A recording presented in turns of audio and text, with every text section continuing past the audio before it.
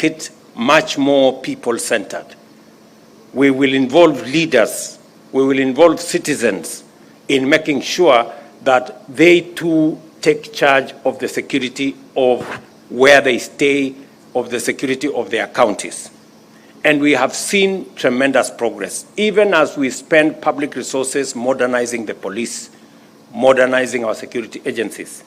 And we are spending close to 20 billion shillings to modernize the equipment and the facilities and the capabilities that are available to our policemen and women so that they can improve on our security. But we must also realize that this security is also a matter for each and every one of us. But as I committed, we need to silence those who are shooting everywhere. And I am very happy that the last 2 years we have reduced on conflict, we have reduced on cattle rustling, we have reduced on insecurity generally, but there is still a lot of work to be done.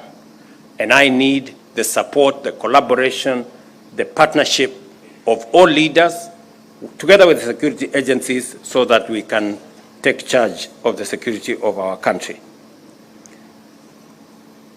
I also committed that we are going to eliminate the old story of vetting because it discriminated on some Kenyans.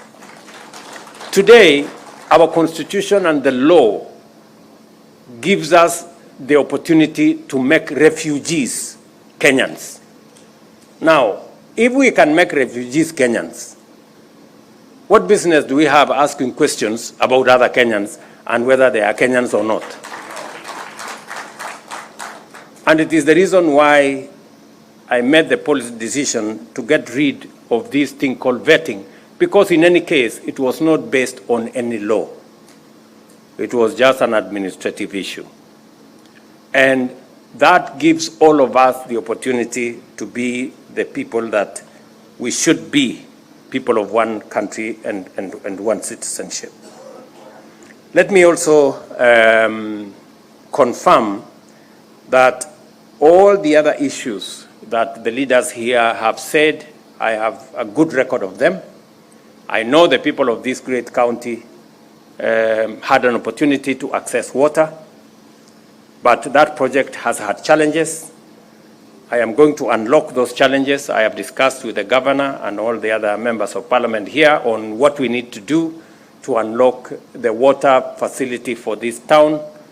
And hopefully, by the time I come back in January, we will have some good news, both for the water and the sewerage facility that is required in this town.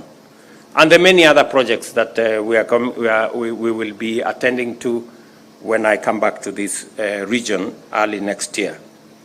Let me also confirm that going forward, it is indeed our place as a country to work together, to find common ground on things that are of national interest to the Republic of Kenya. It is the reason why I am working with the former Prime Minister. It is the reason why I have reached out to the former President. It is the reason why I will reach out to all other leaders so that we can fashion a country that all of us believe in, a country that we can all have a stake in and participate in its full, in realizing our full potential as a country. We must continuously build bridges instead of erecting barriers. We must always find it to create more synergy as we move forward. And I appreciate the leadership of many other groups and teams and sections as we work together in this common project called Kenya. It is not an individual program, it's not a personal project, it is a collective effort. And I appreciate that Professor Anyang' Nyong'o is in our midst to represent the former Prime Minister and to confirm that the former Prime Minister is somewhere in West Africa because he is our candidate for the Africa Union Commission Chair. And collectively, our support is necessary so that we can use his talent, his expertise, his knowledge to drive the African agenda, because Kenya cannot succeed if Africa fails. We need a successful Africa to have a thriving Kenya. So that's also very important to me and to all of us.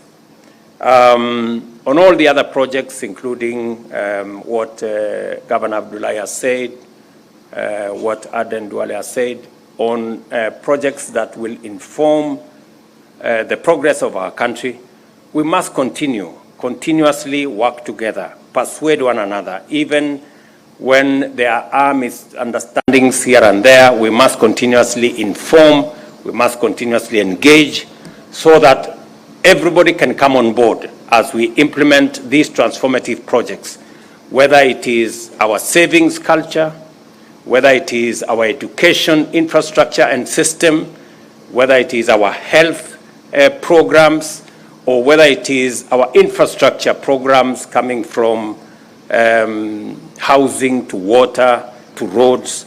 We must all continuously work together in that space. And let me confirm to the people of this county and to the pastoralist community that I signed into law the water bill, I think 2 weeks ago, that now provides a bigger framework for matters to do with water harvesting, matters to do with water storage, as we look into the future, because to unlock the potential of our arid and semi-arid areas, water harvesting, water storage, water management is going to form a big and substantial part of unlocking the potential of this region.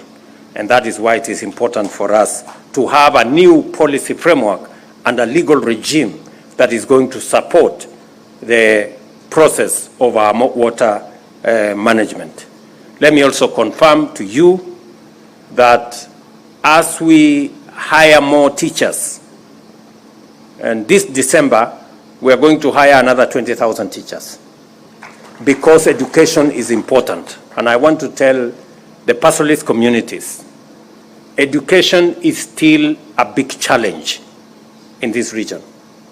And leaders, pastoralist leaders to be specific, must mind about the education of the children of pastoralists as we do for the children of Kenya. I did say before, I will repeat again, that it is time that pastoralists take up teaching as a profession. Many pastoralists do not think a lot about, they like education, but they don't know that education comes with teachers. So there is no education without teachers. So if you don't have great consideration for teaching, then it undermines your belief in education. You cannot continue to depend on teachers that come from other places, because you all know the consequences that befall those who depend on teachers coming from far away. Whenever there is a small crisis, they find an excuse to seek a transfer, and you end up with classrooms that do not have teachers. I'm very happy with what counties have done. They have done more to sponsor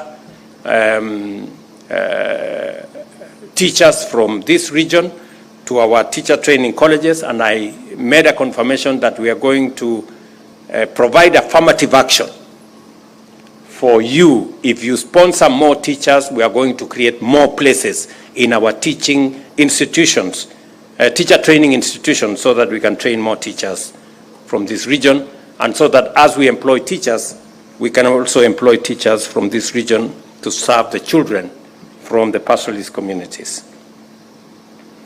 So I want to thank you very much for this great meeting that we have had. I am very confident that going into the future, we can build a much more cohesive, much more united country as we contribute our best in making Kenya great. Thank you very much. And I look forward to the outcome of this summit. Asanteni sana. God bless you.